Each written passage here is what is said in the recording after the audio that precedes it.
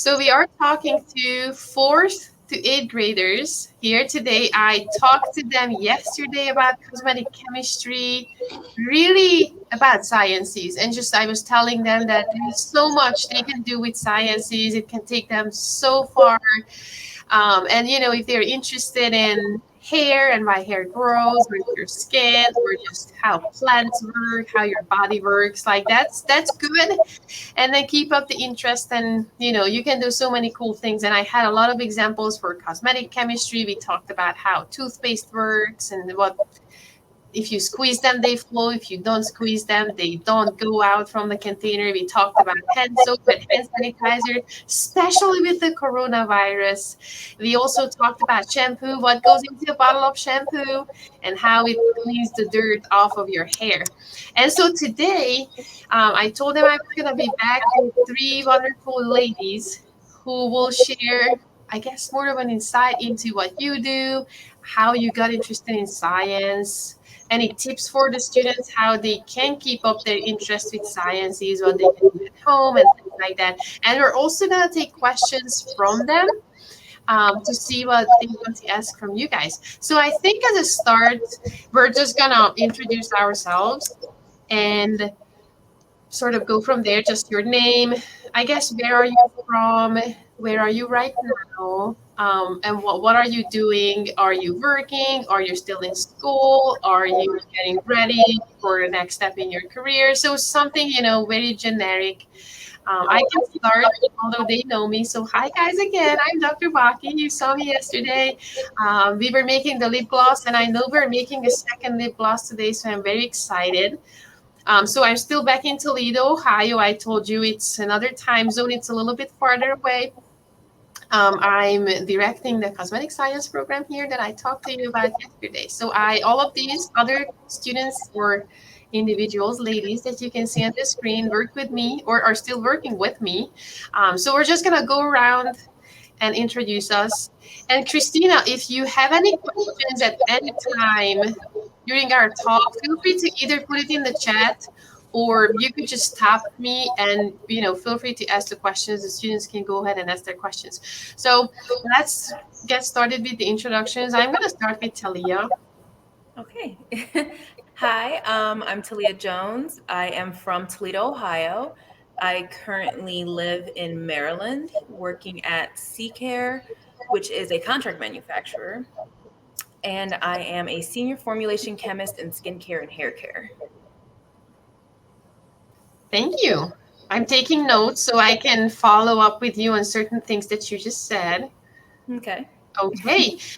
Paige, do you want to go ahead? Yeah, sure. So I am still I am in Toledo also, Toledo, Ohio. I am a student at the University of Toledo with Dr. Baki.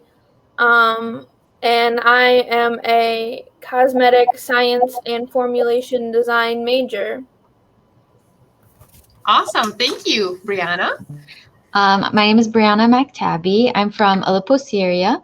And right now, I just graduated from my master's in industrial pharmacy. So I studied 2 extra years after the cosmetic science program. And I just graduated. And right now, I'm here in Toledo, Ohio. I'm actually in our lab. And I'm still helping out Dr. Baki with a lot of things. So I'm just in Toledo for now. Thank you so much.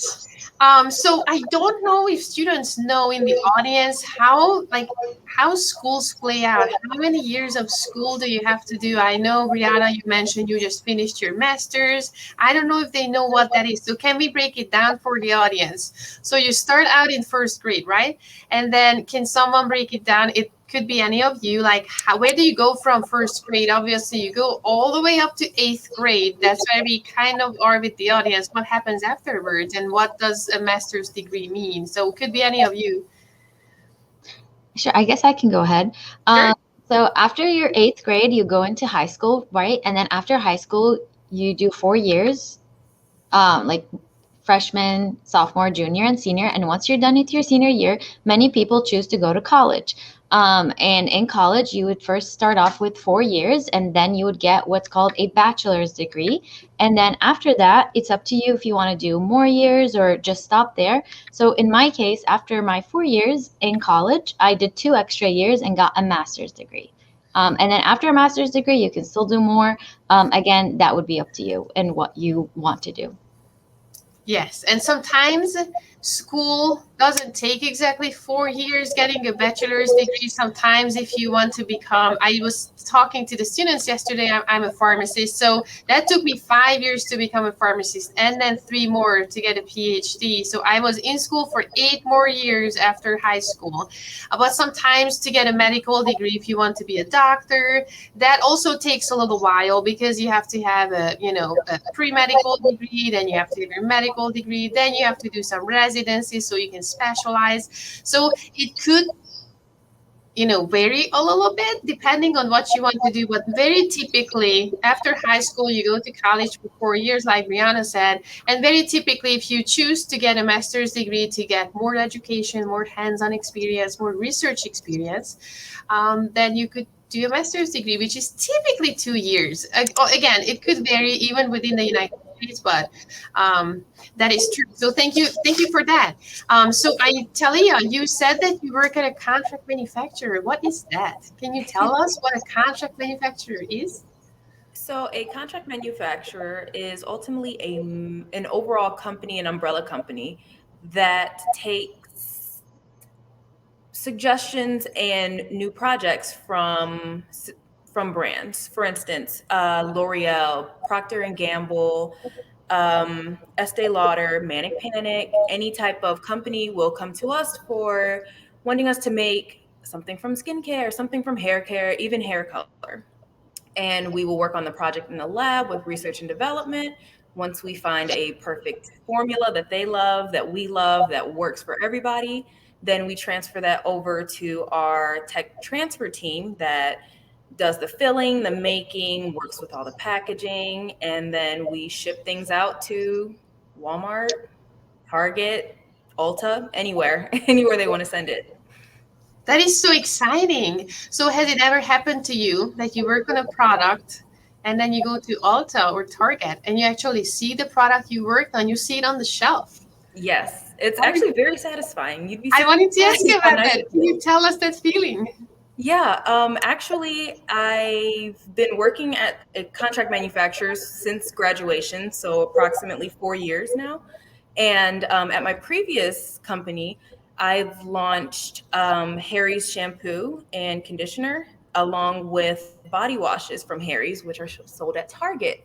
So I'm just grocery shopping. I had no clue what was happening. And then I go down the personal care aisle and I'm like, oh my goodness, this is something I made. This is my formula. It's on the market. People are purchasing it because it was almost sold out, which is very nice.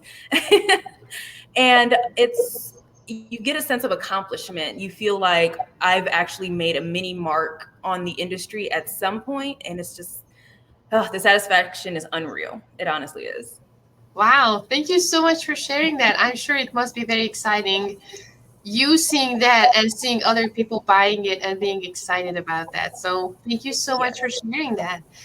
I wanted to back up a little bit because we're talking to young kids. And, yesterday I was talking to them about sciences and what science means, how you see it in your daily life. So, when did you become interested in science? I was telling them that I think I started becoming interested in sciences when I was about 7 or 8, and it was related to a pharmacy. So I wanted to become a pharmacist, which I did, but I still don't work in a retail or hospital setting. I was more interested in the research side of things. So I took my career into more of a research direction and ended up at a university teaching students and doing some research. So do you remember when was the moment when you thought you were interested in science, or was it more of a, process throughout the years? Did you love baking maybe, which is sort of a little bit similar to making products, or do you remember anything that sort of sparked your interest? So I'm gonna start with Paige. Actually, I kind of started with baking as like for all of like elementary school, so like kindergarten through like fifth grade, I wanted to be a baker. And then in middle school, I don't know, that one's kind of like wishy washy, jumping around. And then when I hit high school, I really like, 10, ninth grade, that's when I really was like, yeah, I think I want to do science. And, you start taking those high school science classes and they just like really show you what it's about that like really interested me. Thank you so much. Talia, do you remember a certain thing triggering you, or tell us about it? Very similar to Paige. Lots of baking growing up. Always playing in the kitchen. Always concocting something different than what's on the box. Surprisingly enough, I've always been really good at math and science. Those have always been my strong subjects. I've never strayed from that. So initially, finding out that there was a career in a science field, but then finding something that was not going to take a lot of schooling if I didn't want it to, but also staying hands on. I hyper focused on pharmacy, and then I found cosmetic science in that. So it was just, the rest was history. It was a happy go lucky trail. Aw, thank you. Brianna, can you share your story with us? Yes. So actually, unlike Talia and Paige, I wasn't a huge fan of baking when I was younger, so that was not something that helped me out to figure out what I wanted to do. And when I was younger, I liked like my science classes in school, and my favorite teachers were always my science teachers, coincidentally. But I didn't always know exactly what I wanted to do when I was younger, so it did take me time as I was growing up and when I went into middle school and then high school. So it's not like weird if you don't know already what you want to do, or if you're not sure, if you can't find something you really like, because that's how I felt. Even when I started college, I was not 100% sure what I wanted to do until I heard of this program, the cosmetic science program. And then I realized this is what I want to do. So when I was younger, I did not know about this major. I didn't know you could study to do this. So it makes sense that it took time for me to find out what I liked, because it took time for me to find out this major. All right, that makes sense. And we do see a lot of times students not knowing exactly what they would like to pursue. But this seems interesting. As I was describing it yesterday to the students, it's really a lot of sciences, but it's also some mixing, some colors, working, Paige, actually, guess what, guys? Paige is just making in the lab. Right before she joined us, she was making a hand soap. And so it's a beautiful, opaque, this greenish bluish hand soap that foams very nice, feels very nice. So that's color. Even if you think that it's not a lipstick that people put on their face, because people, when we typically talk about mixing colors, people would immediately think of either coloring your hair, coloring your face, putting your lipstick on. But even when it comes to your hand soap, it has to look good. It has to look like something people want to touch and use and make it, foam on their hands. So we talked about the artsy part of things, and we also talked about the business side, that you have to understand how businesses work. Talia was saying that you have to sell your products, like that's the final stage of making a product. Chemists are spending a lot of time in the lab making sure that they're making a product that doesn't just look good, but it actually cleans your hands, if it's a hand soap, or if it's a hair conditioner, that it conditions your hair. So we are making a lot of tests to make sure that it's going to do what it's supposed to do. It's going to be safe for you to use, to safe to keep it in your bathroom. It's going to be good for a long time. But then the final part is you really have to sell it to people. So, and that has a lot of business related things to do with it, financials. Students have to take economics. They just have to understand the business language, how businesses work. Even if they will be chemists making new products, that's sort of part of where you are and part of your big team.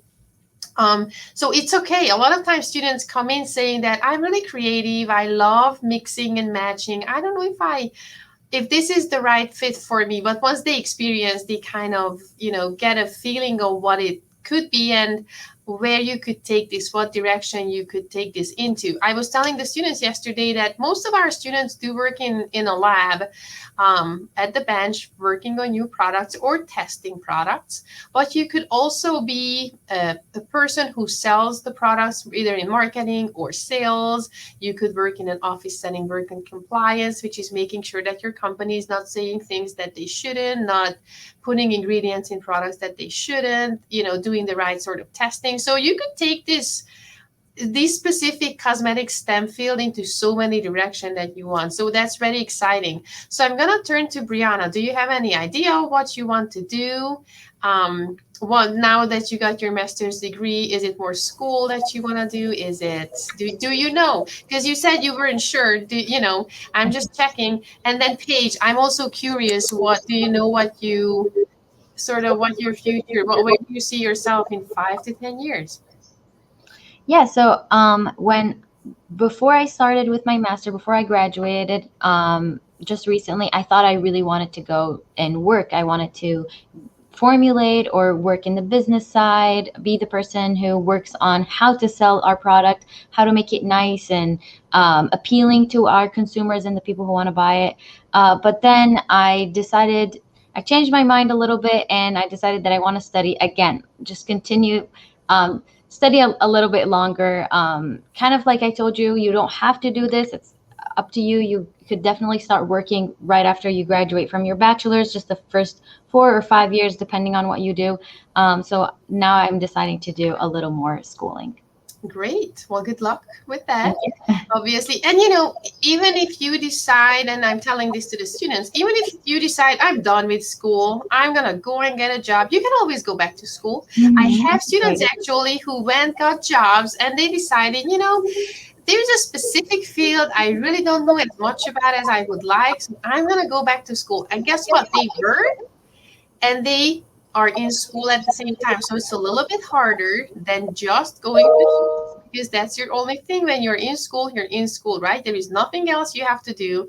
When you are an adult and you get a job, you can still go back to school. And it's just you're going to do your daily job during the day, and then you do the school in the evenings or over the weekends, or you kind of find time during your day. So it's always possible, honestly, to learn and go back to school and get extra education, certificates, licenses, degrees, as long as you would like. And so it's really possible in STEM to change your career if you want to change your career, or just to build onto your base education and just become, I guess, more specialized in a certain field. So Paige, do you know, and I know it's hard, but you Mhm. have about a year left. So do you know what you are most interested in? Do you know what you want to be? Do you want to work in a laboratory setting? Do you want to work in an office setting? Do you want to work more on the products? Do you want to work more on the testing side, or what comes after testing? It's filling, packaging, marketing, sales, or those other things. Do you know? Have you decided?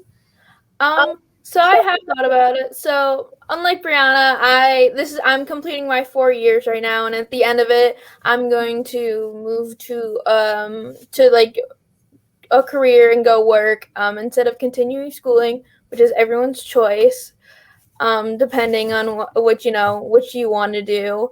But I think I want to work in a lab, definitely. I don't have more than the marketing side. I don't have a specific, I think, as you were talking about, like more of the art side of it, like probably like my end goal job would be to work with color, like maybe like a color specialist or something is like the end goal, because you can like science and you can like art at the same time. So to try to combine those, that would be something to work.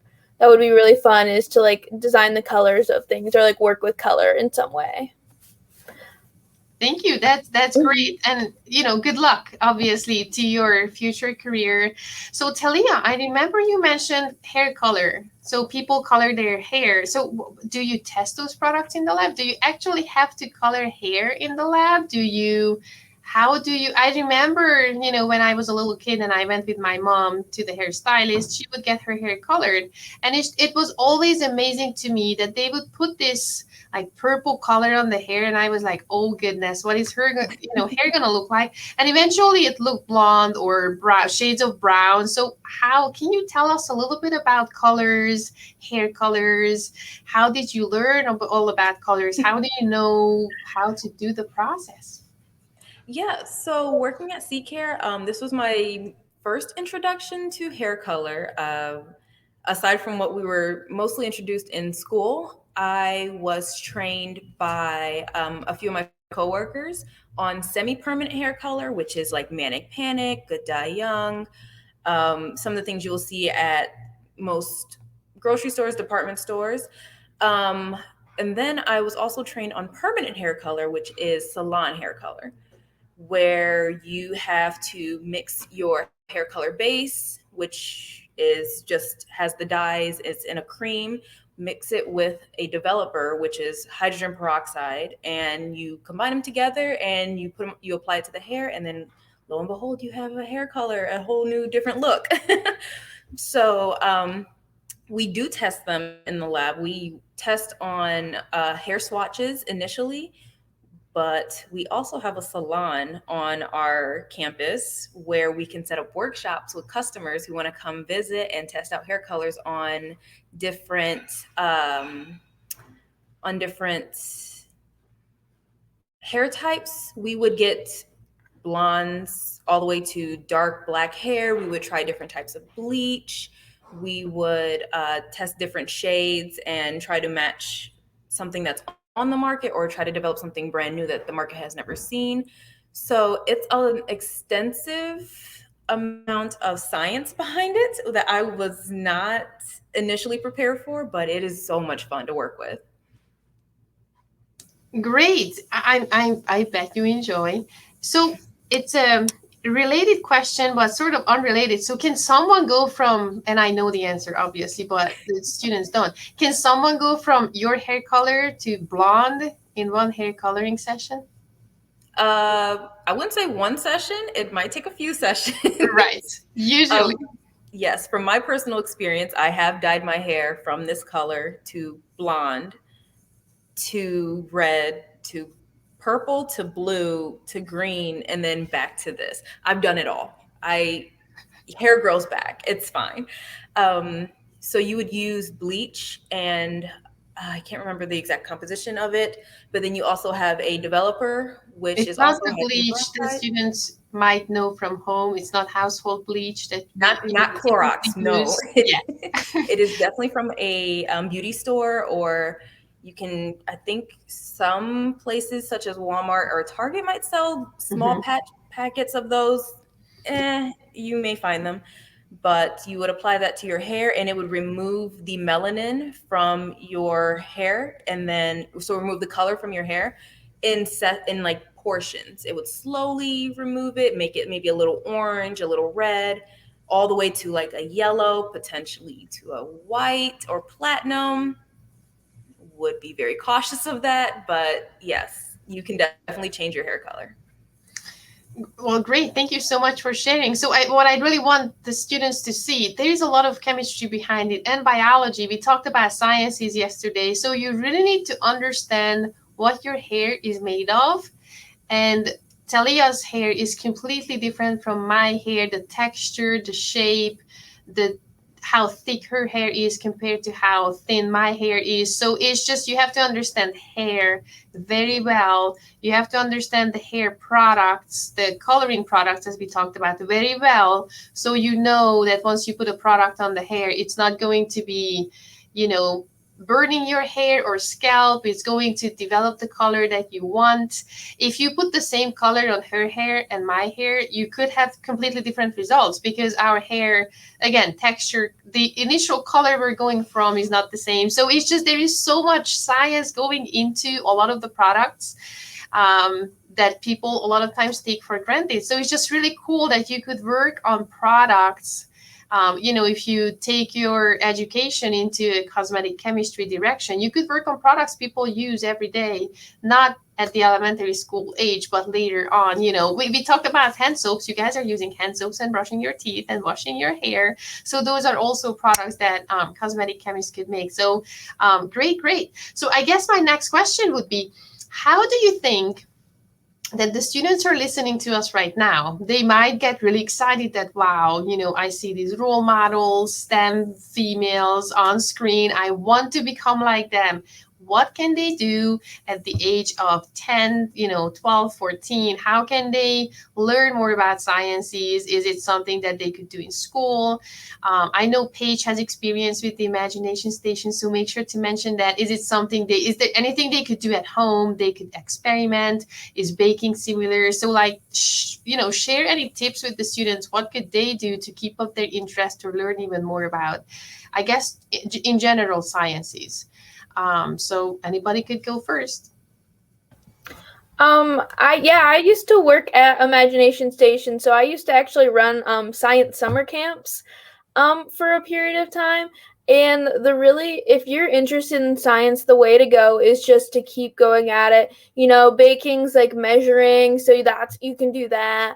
You got your science classes in school. When you start to get older and when you in like high schools, you get to like choose your classes sometimes, so then you can take extra science classes to keep learning about it.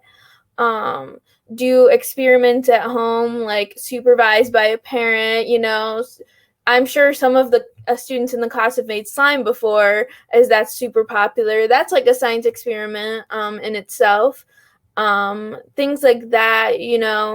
If you have resources, you can go to science camps. But just you can just find science in a lot of things, even just school. And try to like find different resources like camps or doing things at home, baking, just a lot of different ways to like keep interested in it and keep at it. Great, thank you. Great tips. I'm moving on. Brianna or Talia, anything to add to that? Yes. So I agree with Paige. And then just another tidbit. I was also involved in a lot of after school science programs you can find.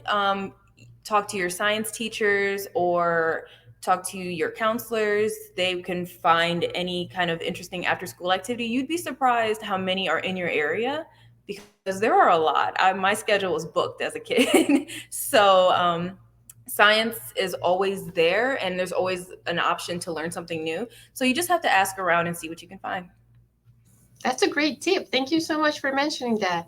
Brianna, anything else you want to add to it?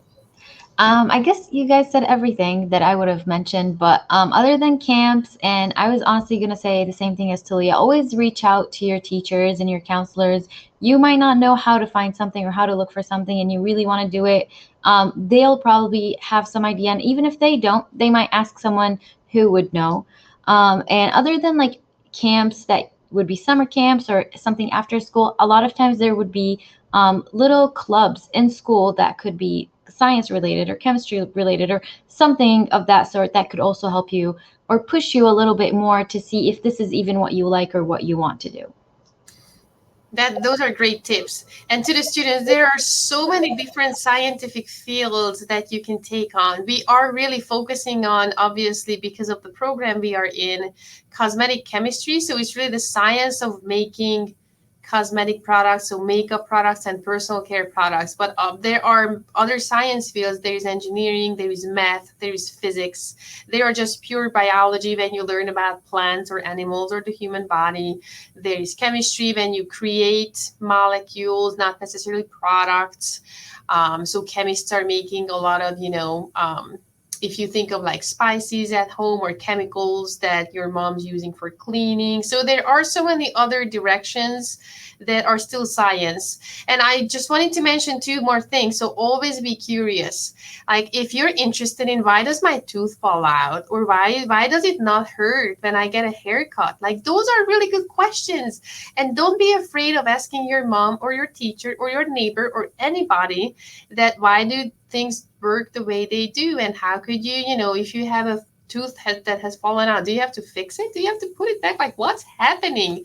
I like I told you yesterday, I have a 4 and a 6 year old, and they are super curious, which I love. That at that age, they just want to know everything about everything.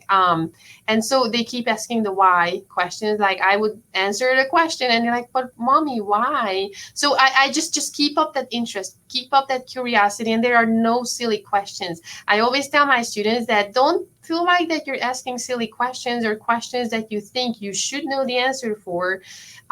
It's just try to understand what's happening around you and why things happen. That's basically science.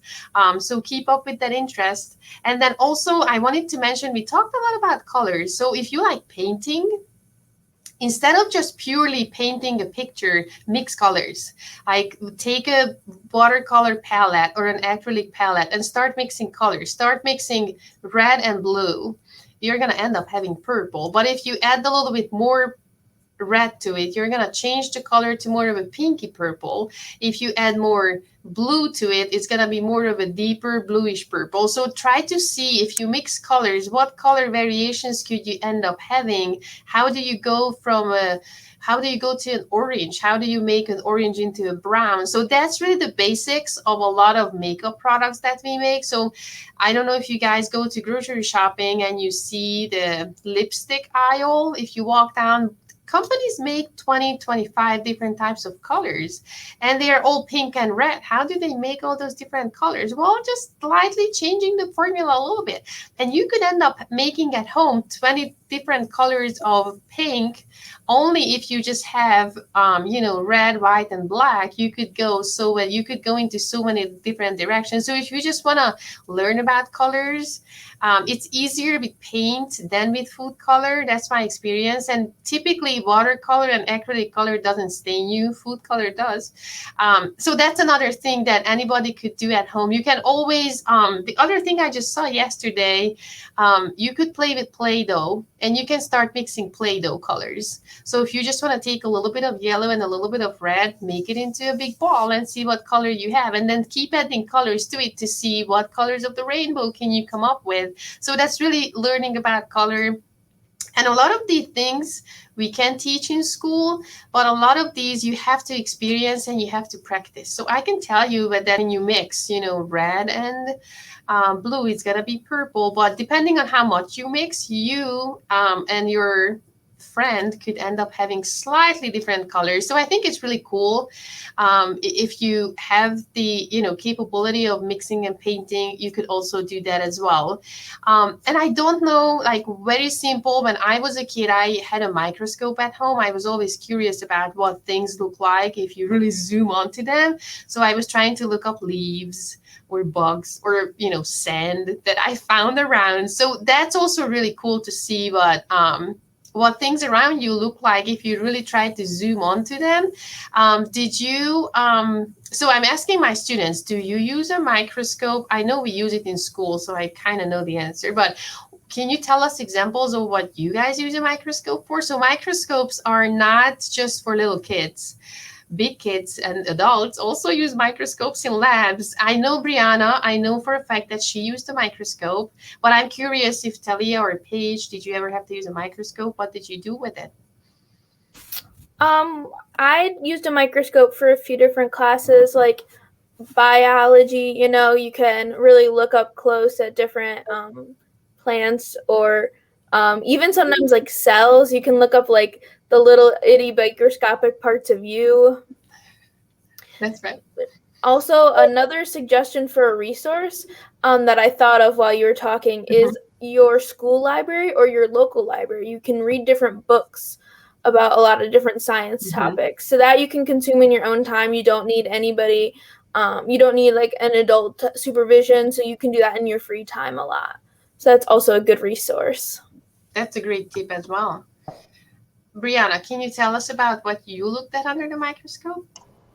Yes, of course. What I looked at under the microscope was actually really cool because it was something I would have never imagined to look at under the microscope.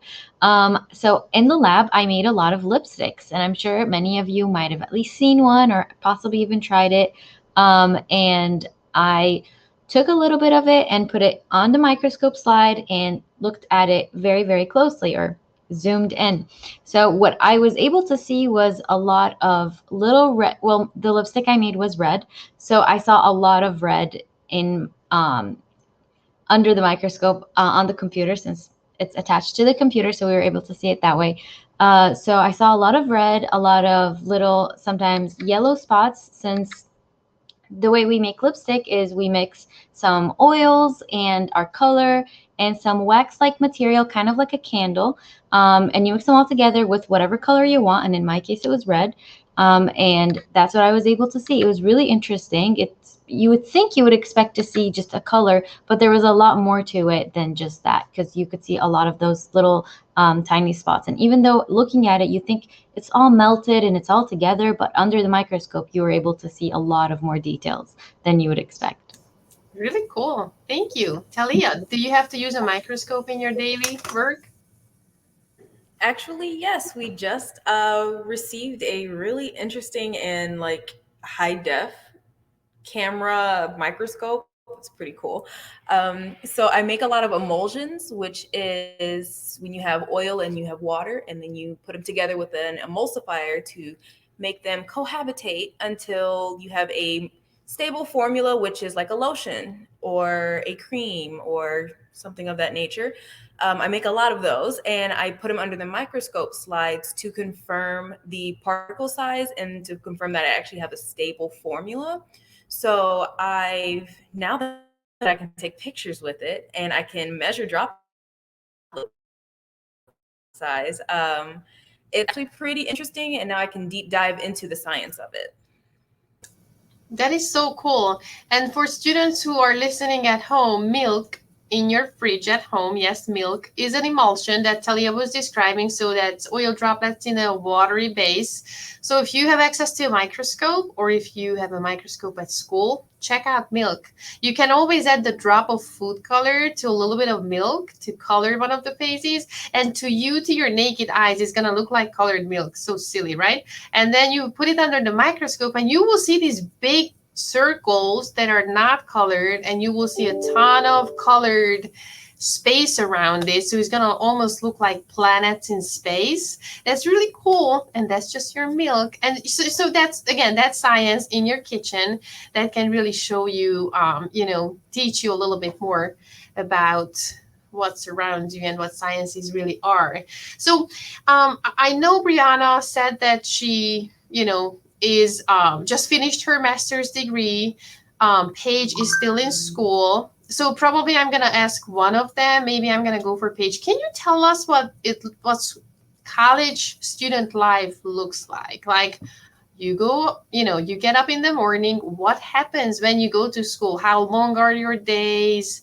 Do you have to go to school actually? I know because of the coronavirus, things have changed. So let's go back to before the coronavirus, because hoping it's gonna be the same in a relatively shorter amount of time. And I'm gonna ask the same from Talia. Then, what's your typical day look like? So you get up, you have breakfast, you go to work, things like that. So, Paige, can you tell us what do you do when you're a student in college? Yeah, totally. So, I lived in a dorm and not at home, so I would start my day with like other college students. We lived in the same place. You get up in the morning, you go to your classes, if you're on a campus, if you live on a campus, you would just like go out of your building and walk over to the other buildings where your classes are. And you get to choose your schedule depending on what kind of classes you need. If you are having like cosmetic chemistry as a major, you need like your different science classes.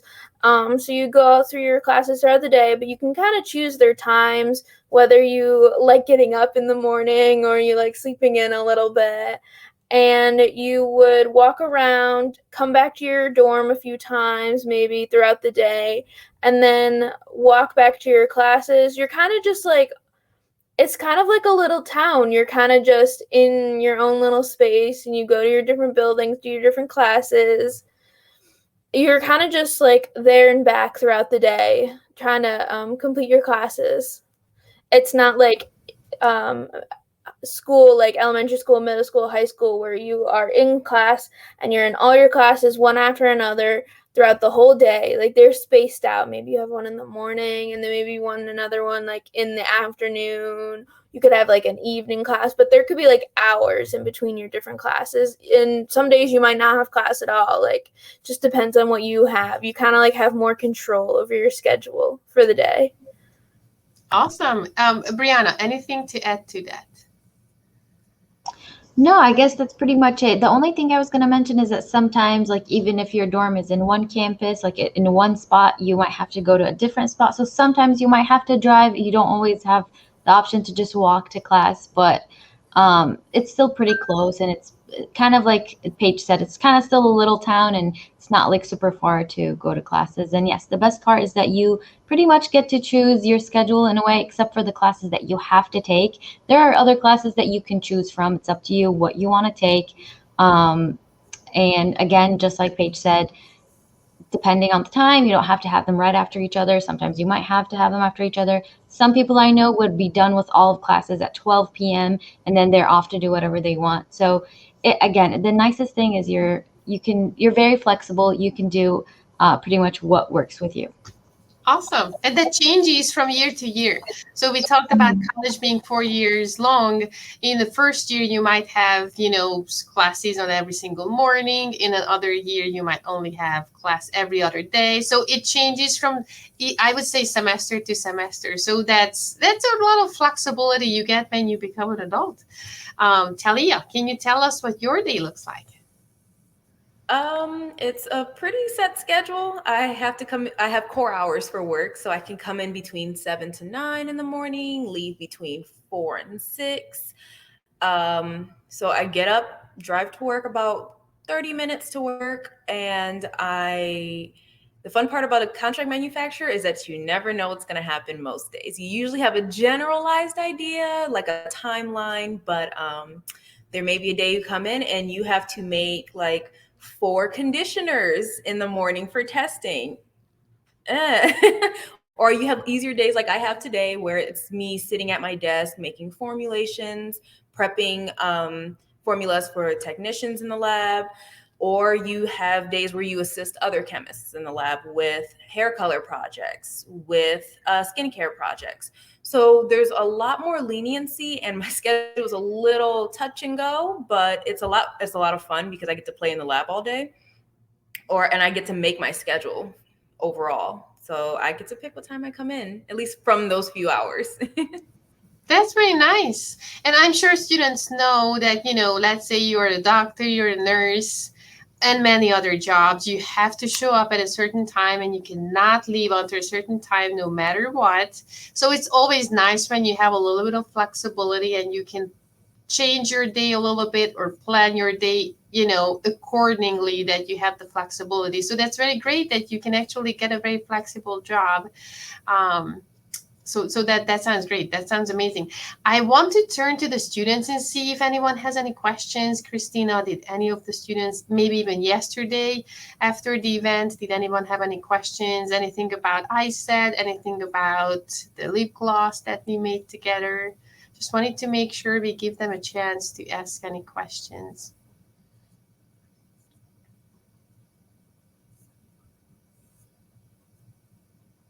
I see that the grid changed a little bit. I don't see anything in the chat. So, there you go. Oh, hi. Hi. Go ahead, ask your question. Um,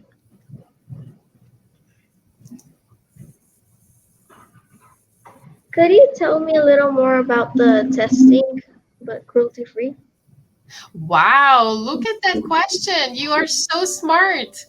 So she's asking about cruelty-free testing. That's amazing. You can go back and sit down. We will answer this for you. That's a very mature question, I would say. So can someone who wants to start with answering the cruelty-free question? I think we should break down what cruelty-free means just in case others do not understand. And can you tell us, Talia, you working at a company, can you tell us about how you managed to do cruelty-free testing or anything like that? So I'm going to open the floor. Anybody could attack the question. Okay.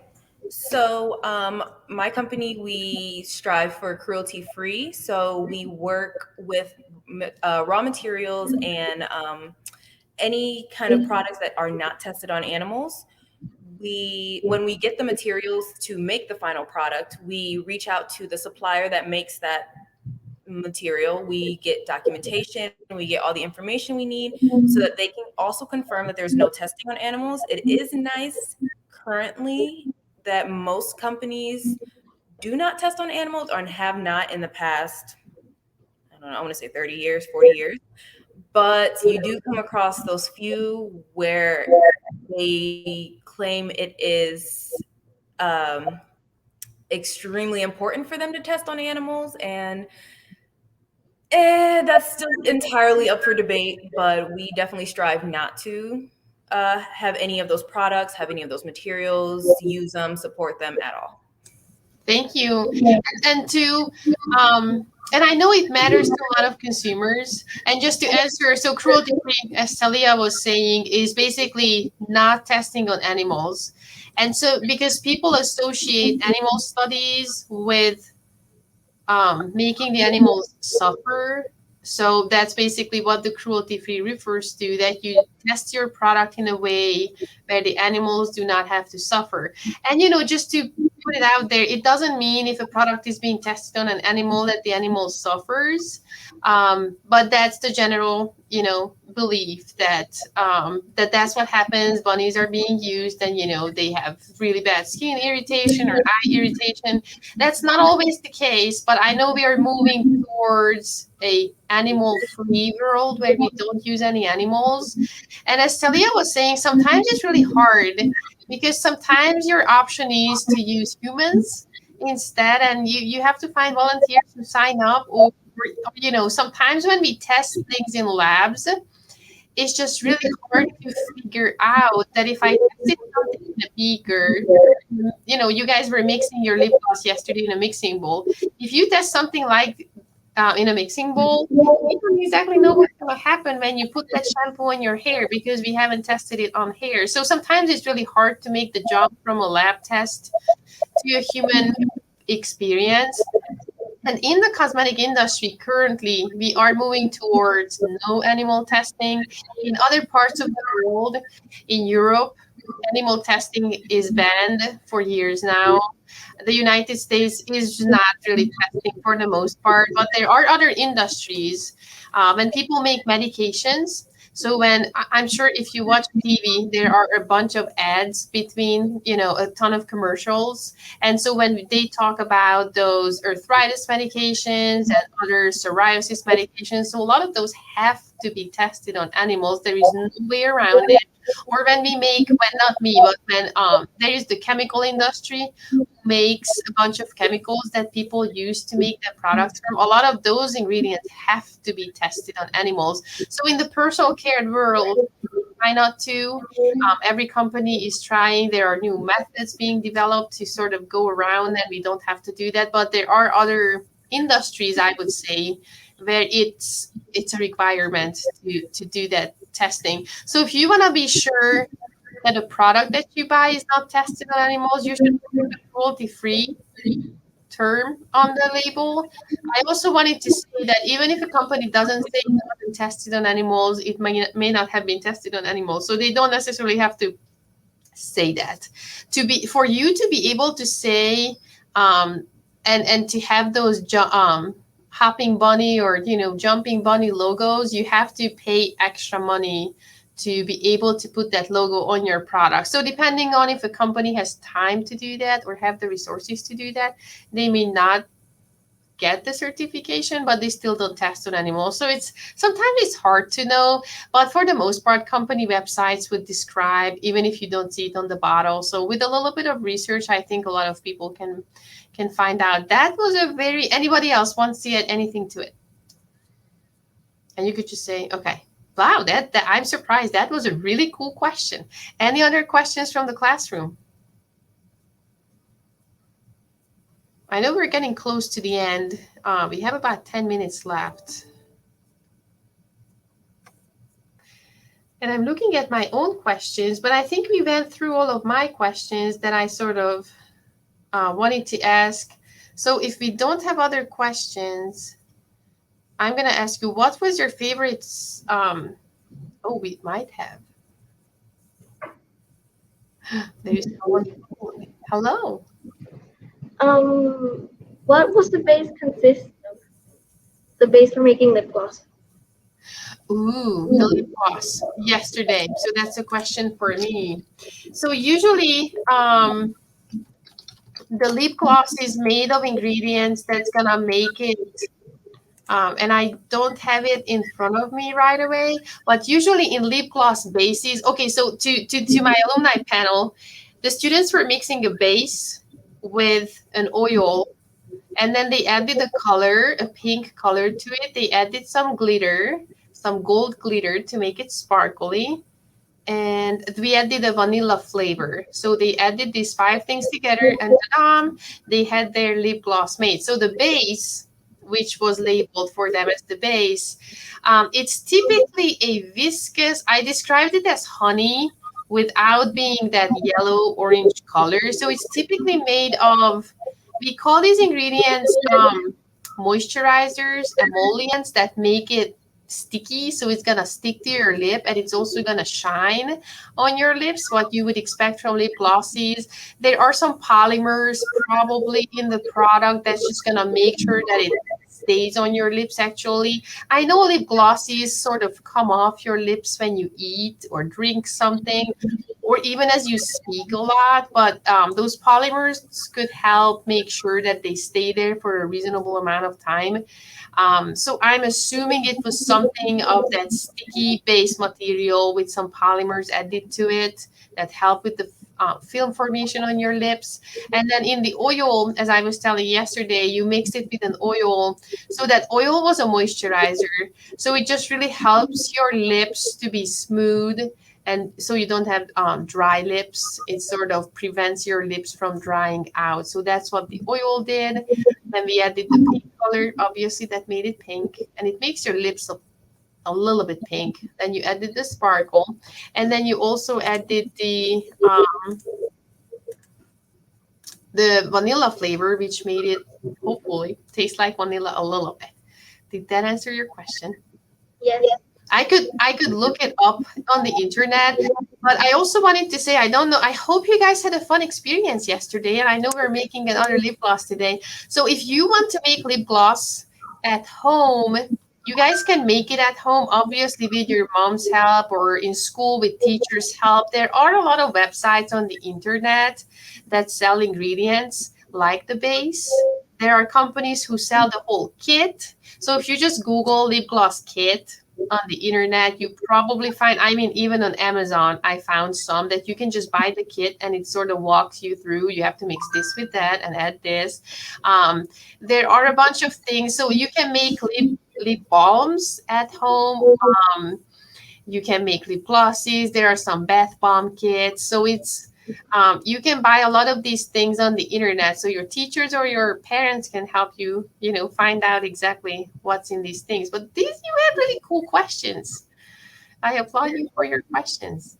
Great. Anybody else any questions? Or do you have any other questions? No, I don't have Okay, any. cool. Anybody else in the audience? Do you guys have any questions? I think no. Okay, so the only thing I wanted to ask, what was your favorite class when you were in elementary school? Do you have to remember back? Yes, you were. Let's talk about 5th to 8th grade. What was your favorite part? Do you remember? I think, yeah, it was science. I mean, yeah, it was science. We got to play with little experiments. I vividly remember, I want to say sixth grade, a solubility science lesson where our teacher brought in a ton of different products to put in water to see if it solubilizes, or if it dissolves, or if it doesn't dissolve, or if it just stays in the water and changes the color. So I remember that, and it was like she brought hot cocoa packets and like salt and sugar and all types of and oils, and I still remember that, and it was just a lot of fun. And then from there, I think that's what hooked me. That's really cool. I love I love that science teachers come up with so many great experiments nowadays, or even back then, there are so many cool things that you wouldn't think as a child. You wouldn't think that it's science. It just looks so cool. I'm putting Yeah. this in this, but it just really prepares you really well for scientific field and could spark your interest. Great, thanks for sharing. Yeah. Paige, Brianna, what was your favorite subject in, I guess, back in elementary school? So in school, I like throughout those grades, I did really like my science class, but if I'm being honest, I think it was my art classes and during those years. I really liked like messing with art, doing different projects, kind of just getting messy and mixing things and doing different things, trying out different things. Um, I think that you can really like science and go into a science field for your career. And it's okay if science class isn't always your favorite class every single year. Like I have some definite science teachers who are like my favorite teachers, different grades, but like it doesn't always have to be like the favorite thing. Like to me, art in middle school, art was like my thing that I liked going to and just messing around with. Awesome. Thanks for sharing, Brianna. Yep. So my favorite class was actually math. I was really interested in how you would calculate different things. It was really, really fun for me. And originally, I had started with learning math in a different language, and then I had to learn it in English around like fifth or sixth grade. So it was so interesting to me that whatever language it was, it still was the same and it made sense to me the same way. And then another class that I actually really liked was English. It was specifically literature because we would read stories and poems and understand what they meant. And it was just a really, I think also, kind of like Talia said, my teacher made it really fun, both the math class and the English class. So it was always fun to read those stories and discuss them together. Hmm.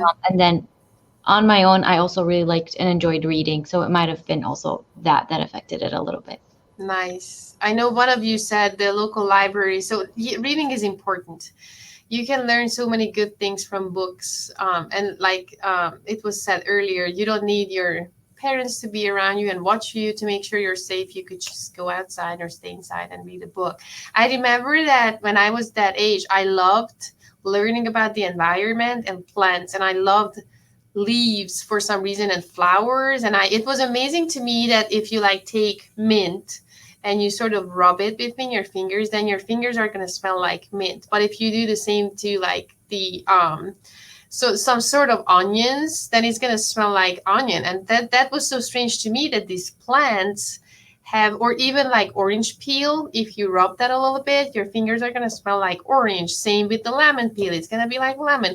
That's very obvious, but it was so amazing to me that these plants are able to make these smelly fragrances or chemicals. That was like so cool to me, and I wanted to look at them under the microscope. So when I got old enough, that we learned in school how to cut the leaves into very fine dissections, I guess, these very fine paper like consistency, I would look at those under the microscope and I could see that, wow, this is what's inside a leaf. So to me, plants were always so cool and so exciting. Um, but yeah, that's thank you everybody for sharing your experiences as a student, as a child, as a student, as on work, as part of your job. Talia telling us about your work and what you do. So I'm just gonna ask the audience one more time, does anyone have any questions?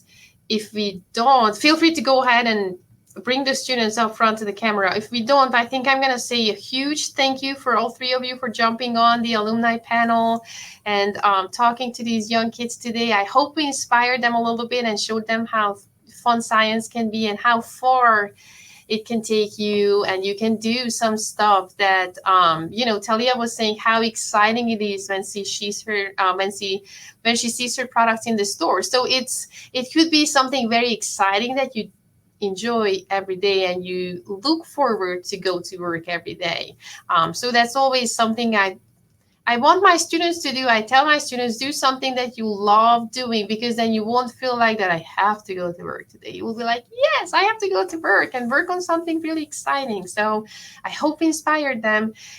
Any last tips for the students? Any last goodbye? Anything from anybody? If not, I don't see any questions. They didn't come back up front. I'm gonna stay online because I'm making a lip gloss with them, but I'm gonna let you guys go. Thank you so much again. Appreciate your time. I will be in touch, okay? Thank you. Bye. Bye. Thanks. Bye. Bye. All right. So perfect. Are you guys ready to make another? I see some thumbs up. So you know what to do. It's gonna be the exact same thing we did yesterday. You will have to take exactly, open your bags. You should have a base, and you should have an oil, and then you have your mixing bowl. You have the container, that's right. You have a pipette as well. So you are gonna need to take your mixing bowl, and it has a lollipop stirring rod in it. So you have to scoop out your base into the mixing bowl, and then you have to, the oil is easier a little bit, so then you have to mix the oil with the base. I'm gonna give you again some time because it takes some time. So screw off the top, twist it off so it comes up, or you could just squeeze it out. And I think you will need to scrape it, so you can use your wood stirring rod to scrape out as much of the base as you can. And then you will get some new colors today. Yesterday we made a pinky color. Today I think we're gonna make a slightly different color.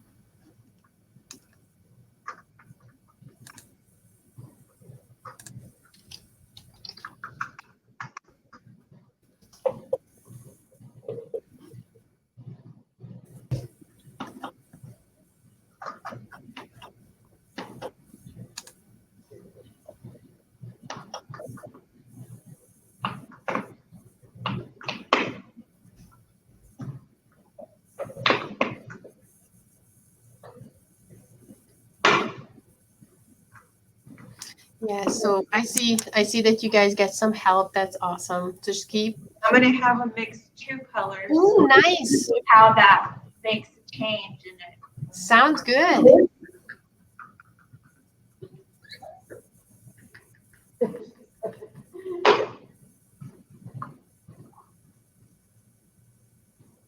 And so, like I said, you can a lot of times go to craft stores and you can buy these kits.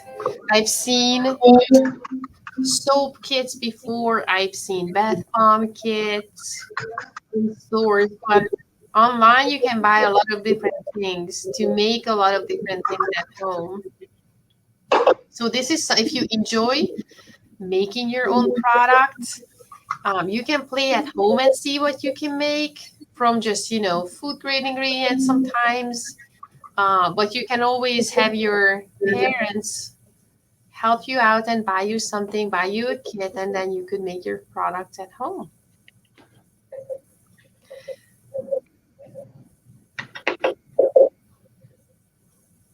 The longer you keep that base upside down, it's gonna just start flowing down like honey would. So you just kind of have to keep it upside down. I see one of you is rolling it. That's also a good idea to kind of make it go to the bottom.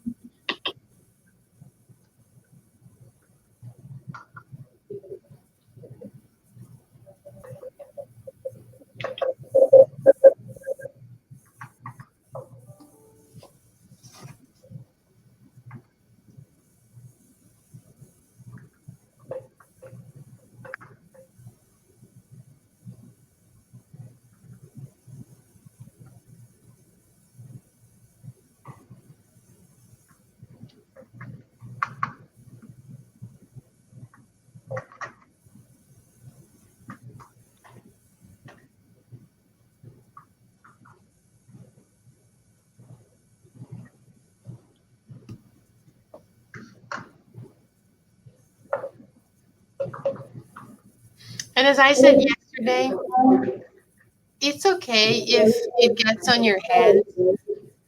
We can always wash hands afterwards.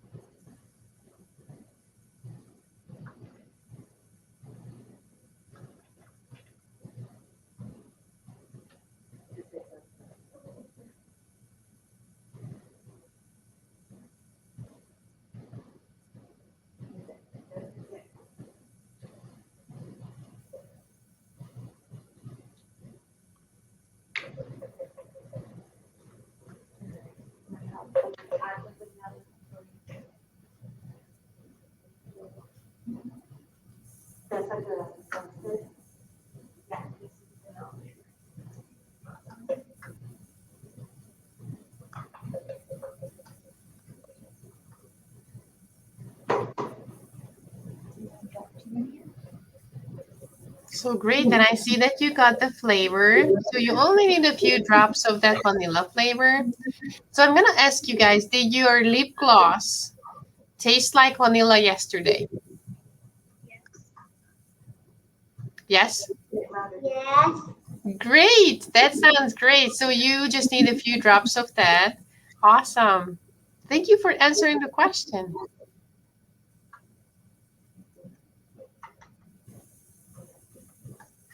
And so now you will probably get the color. So you can mix everything nicely together with your stirring rod.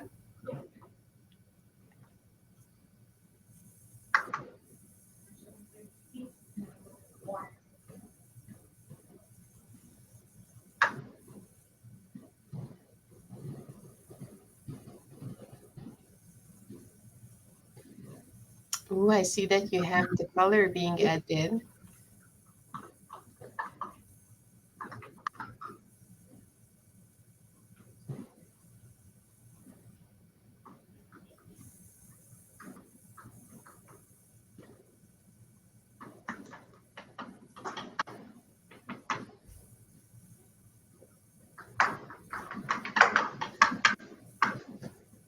And so, yeah, just take your bowl and mix it up very nicely until it looks even everywhere, until it looks that the color is being mixed everywhere. So just take your mixing bowl and like you did yesterday, just keep mixing it, keep stirring it.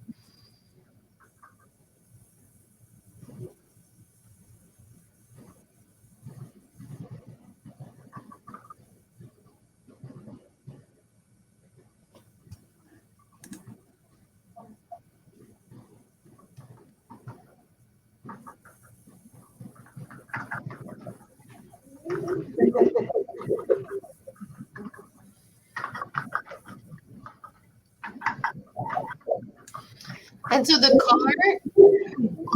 color has an ingredient that gives you the color, and it also has an ingredient that sort of makes the color sticks to your lips a little bit.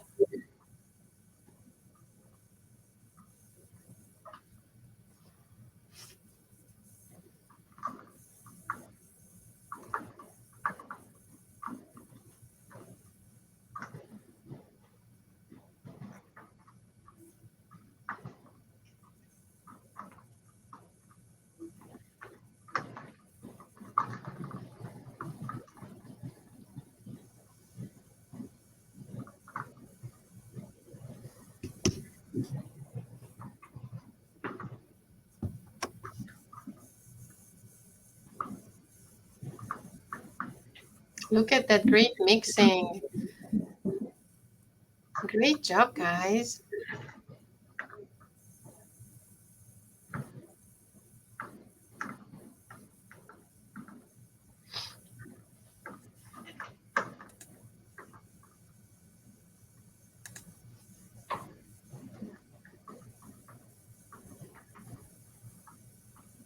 And so you got the base, you mixed it with the oil, then you added the vanilla flavor, and then you got your color.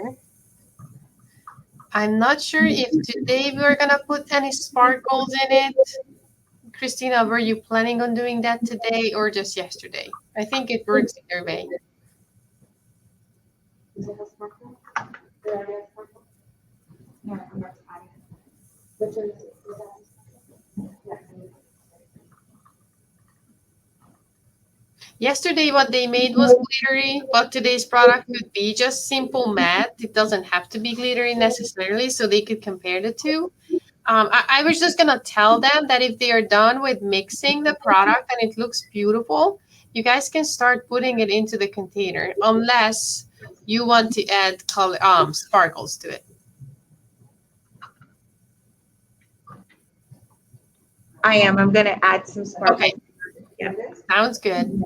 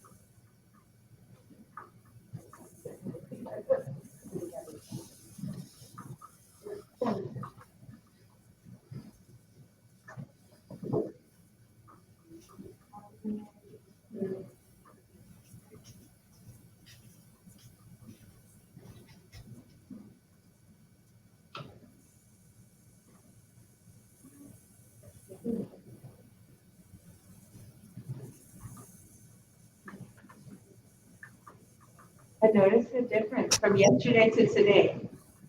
A lot, right? It's a lot cleaner and they're doing so well. Oh, that's great, Yeah, guys. So good. big difference from yesterday where we had all the paper towels and Yes. big difference. It takes some practice, but I'm so proud of you guys working on these products.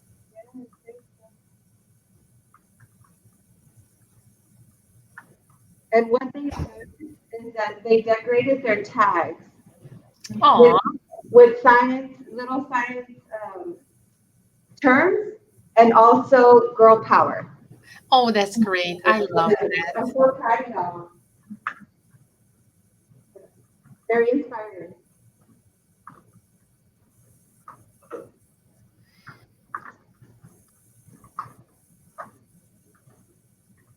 They can find it there.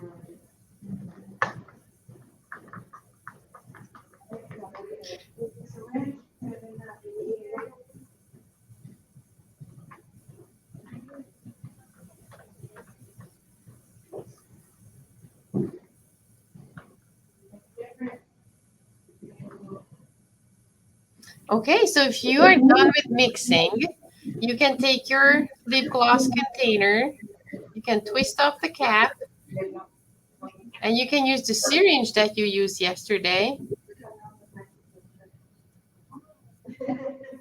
And then you can just start, sucking up your lip gloss and putting it into your container.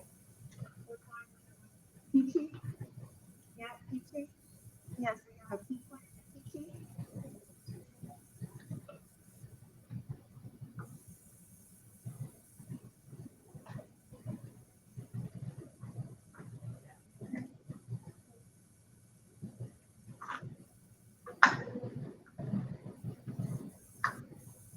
And like yesterday, just be patient with it. But I see that you managed to put some into the syringe and it's going into your container. That's great. And like I said, just pull up the syringe very slowly instead of going really fast.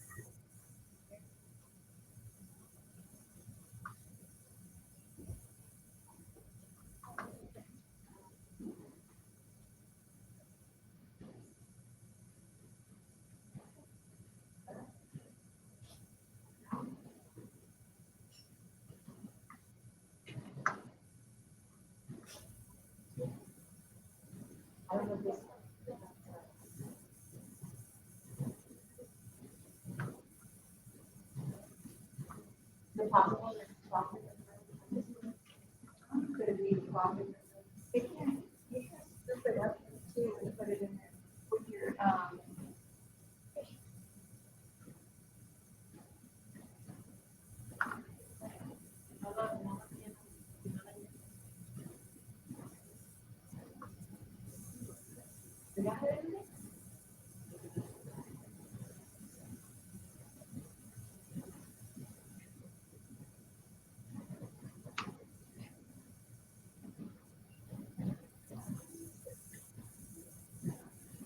Yes, you could also try to use your stirring rod, that little mixer that you used in your bowl, or you could try to pour the lip gloss into your container if you have some help. And I do see that you guys have some help from teachers, so you can try to use the syringe. You can try the spatula. You can try the pipette. I see you have a dropper.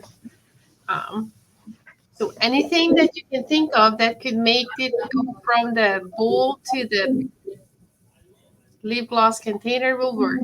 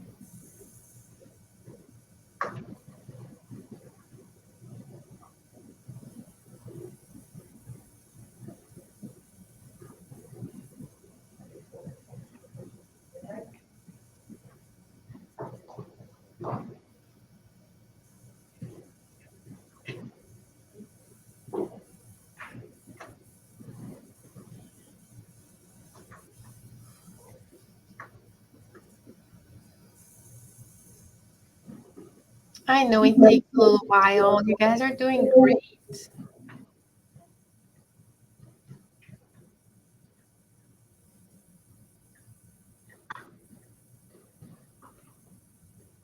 And you're being very patient.